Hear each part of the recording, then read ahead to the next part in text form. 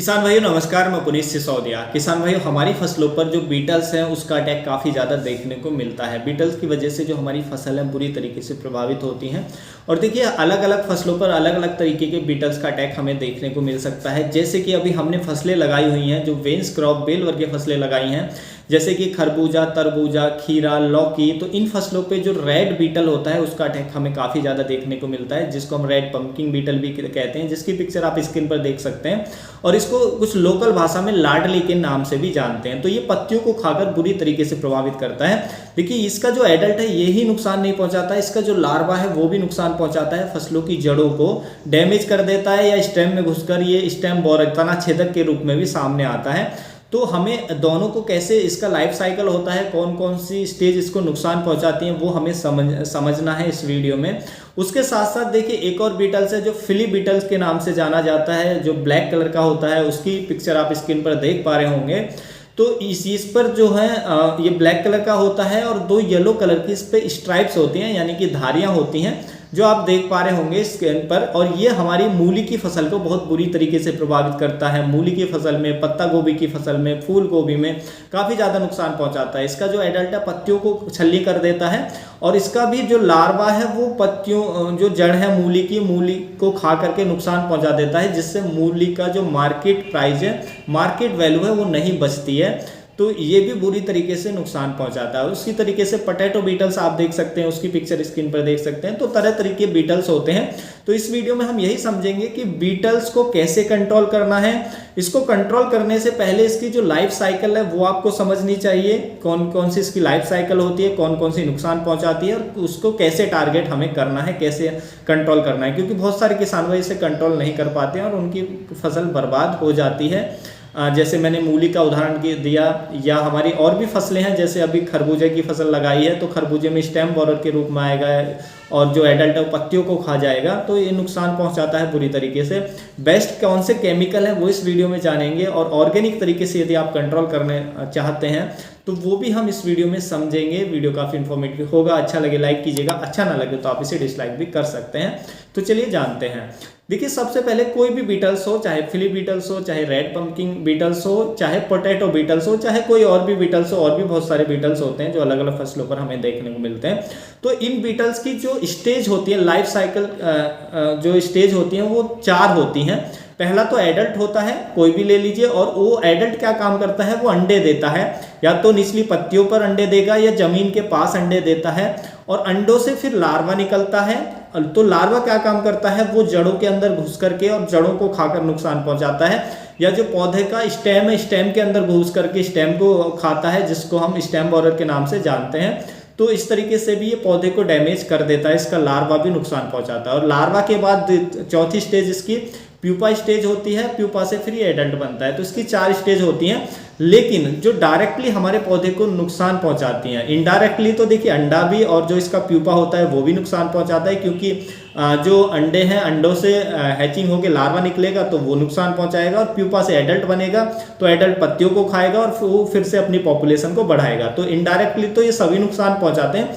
लेकिन जो डायरेक्टली हमारे पौधे को नुकसान पहुंचाते हैं वो एक तो इसका एडल्ट होता है, वो पत्तियों को खाता है, और दूसरा इसका लार्वा होता है, वो पौधे की जड़ों को खा करके नुकसान पहुंचा देता है, जिससे पौधा मुरझाकर सूख जाता है या उसके स्टेम में घुस करके स्टेम को खा करके डैमेज कर देता है। तो डायरेक्टली ये 2 कीट हमारी फसलों को, इसकी 2 स्टेज हमारी फसल को नुकसान पहुंचाते हैं। तो देखिए, इसको कंट्रोल करने के लिए हमें दोनों को टारगेट करना पड़ेगा। एक तो इसके एडल्ट को भी टारगेट करना पड़ेगा और इसका जो लार्वा है उसको भी हमें टारगेट करना पड़ेगा, यानी कि दोनों को एक साथ टारगेट करना पड़ेगा। क्योंकि एक ही स्प्रे में या एक बार के स्प्रे से, मान लीजिए हम फोलियर स्प्रे करेंगे तो उससे जो इसका एडल्ट है हम उसको तो टारगेट कर लेंगे, उसको खत्म कर देंगे। लेकिन जो इसका लार्वा होता है वो कहाँ, जड़ों के अंदर घुसा होता है, जमीन के अंदर घुसा होता है या स्टेम के अंदर घुसा होता है।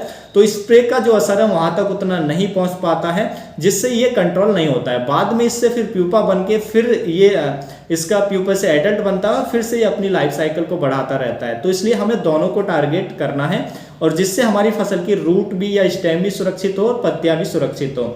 तो इसके लिए हमें स्प्रे देना है।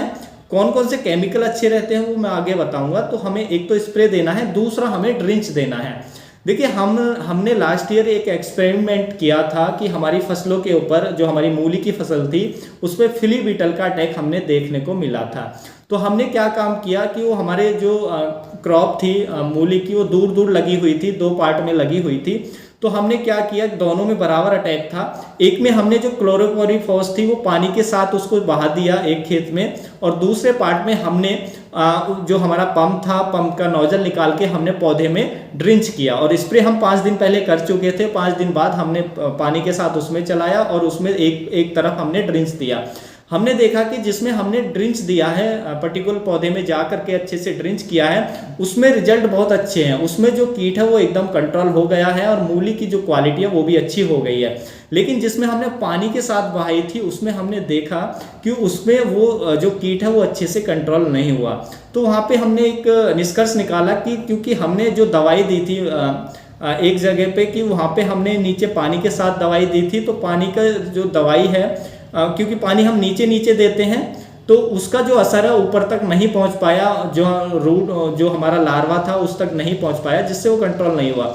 लेकिन दूसरी तरफ हमने ड्रिंच किया था, तो ऊपर से दवाई हमने डाली थी पौधे की जड़ में, तो वहाँ से क्या है, जैसे मूली है तो मूली की जड़ में हमने अच्छे से दवाई डाली थी, तो मूली ऊपर से नीचे तक उसके अच्छे से दवाई पहुँच गई।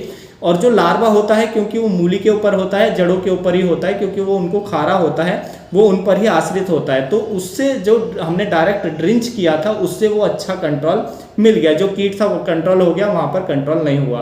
तो इसलिए हमें देखिए, हमने एक्सपेरिमेंट किया तो हमें अभी लास्ट ईयर पता लगा, तो इसलिए मैं अपना अनुभव आपके साथ साझा कर रहा हूँ कि जब भी इस तरीके का अटैक हो तो आप कोशिश करें कि आप ड्रिंच ही करें डायरेक्ट प्लांट की जड़ों में, तो अच्छा आपको कंट्रोल मिलेगा, दवाई भी आपको कम यूज करनी पड़ेगी। यदि ड्रिप है तो अच्छी बात है, ड्रिप से तो आप ऐसे ही दे सकते हैं, दवाइयाँ जड़ों तक आसानी से पहुंच जाएगी। यदि ड्रिप नहीं है तो फिर ड्रिंच करें, पानी के साथ नहीं बहाएं, क्योंकि उसका रिजल्ट अच्छा नहीं मिला है, जो हमने अनुभव किया है, एक्सपेरिमेंट किया है रिसेंटली।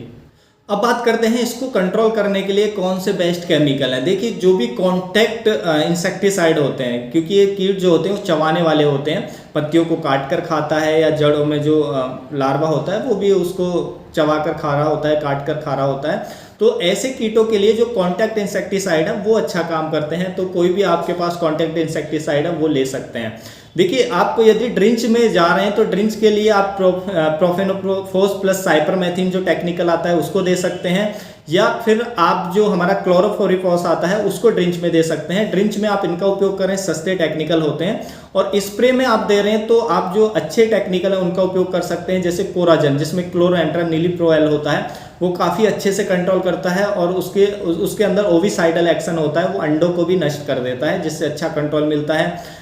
या फिर आप फेम का उपयोग कर सकते हैं, जिसमें फ्लूबेंडियामाइड होता है, वो भी अच्छे से कंट्रोल करेगा। या इमामेक्टिन बेंजोएट आता है, उसको आप स्प्रे में दे सकते हैं, वो भी अच्छा कंट्रोल करेगा। और ड्रिंचिंग में आप प्रोफेनोफोस प्लस साइपरमेथ्रिन या क्लोरोपोरिफॉस का आप ड्रिंच करें। देखिए, और भी आप कोई सस्ता टेक्निकल है वो ड्रिंच में यूज कर सकते हैं। आपको देखना है कि हमने जो अभी रिसेंटली इस क्रॉप में कौन सा टेक्निकल यूज किया है, लगातार यूज करते आ रहे हैं, तो उसको अवॉइड करें। मान लीजिए प्रोफेनोफोस आप पहले से स्प्रे करते आ रहे हैं लेकिन कीट कंट्रोल नहीं हो रहा, तो हो सकता है कीट के अंदर रेजिस्टेंस डेवलप हो गई हो, तो उस जो टेक्निकल है उसको अवॉइड करें। दूसरा, जैसे क्लोरोफोरिफॉस है उसको यूज करें, या क्लोरोफोरिफॉस आपने यूज किया है तो प्रोफेनोफोस प्लस साइपरमेथ्रिन को चूज करें। तो आपको ये भी देखना है हमने पिछली बार कौन सा टेक्निकल यूज करते आ रहे हैं और उससे कंट्रोल नहीं हो रहा है, तो हमें टेक्निकल को चेंज करना है, तब हमें स्प्रे देना है। और कम से कम 2 स्प्रे 2 ड्रिंच आप दे देंगे तो अच्छे से कंट्रोल हो जाएगा, कोई दिक्कत नहीं आती है, जो हमने अनुभव किया है।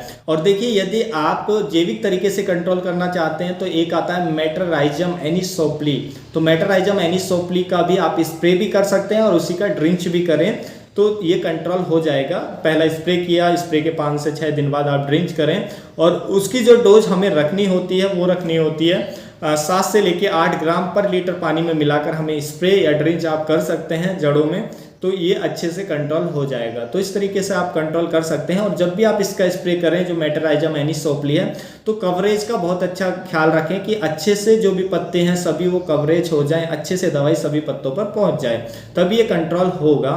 तो उम्मीद है किसान भाइयों जो आज की जानकारी आपको अच्छी लगी होगी। अच्छी लगी तो वीडियो को लाइक कीजिएगा, ज़्यादा से ज़्यादा फार्मर के साथ इसे शेयर कीजिएगा ताकि उन तक भी जानकारी पहुंच सके। मिलूंगा मैं आपको एक और नई वीडियो में नई जानकारी के साथ। आप अपना बहुत बहुत ख्याल रखिएगा। धन्यवाद।